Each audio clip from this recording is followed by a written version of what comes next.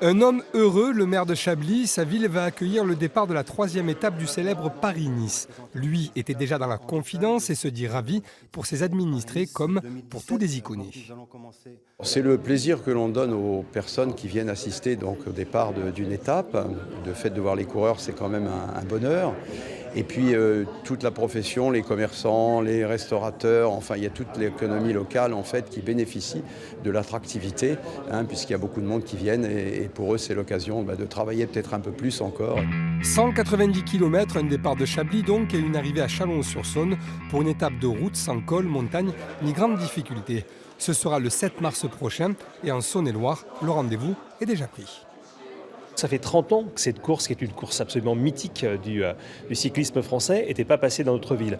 En 84, Chalon était ville arrivée, en 87, ville départ, et nous voici de nouveau à l'arrivée d'une des belles étapes de cette course, donc on l'attend avec une grande impatience. Et sur la route de la course au soleil, il ne fait pas très chaud. 2 degrés seulement au départ de Chalon. Ces images datent de mars 1987, c'était il y a 30 ans, l'étape Chalon-Saint-Étienne. Plus près de nous, le dernier passage du Paris-Nice dans Lyon remonte à 2014. La Bourgogne, terre incontournable pour la course au soleil. C'est ce qu'on nous dit toujours, Paris-Nice, quand moi on me dit tu fais un tracé, c'est les bouteilles de vin qui tracent ta route. Non mais c'est vrai si on va de Paris à Nice, si on trace un axe, on est forcément obligé de passer dans les régions viticoles. Pour cette 75e édition du Paris-Nice, le public bourguignon pourra voir l'élite du vélo mondial. Et pour ceux qui ne pourront être au bord des routes entre Chablis et Chalon le 7 mars prochain, sachez que l'étape et toute l'épreuve seront retransmises chaque après-midi sur notre chaîne.